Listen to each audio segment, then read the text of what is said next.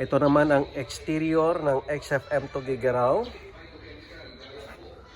Meron tayong napakaluwang na compound.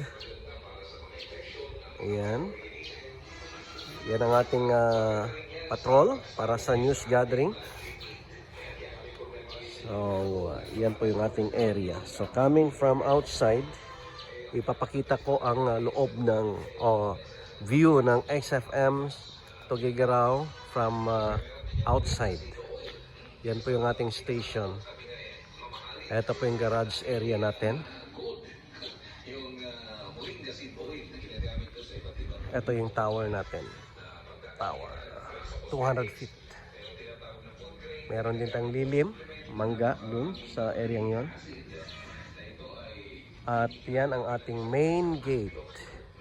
Remote control para sa pagbukas at pagsara. Okay?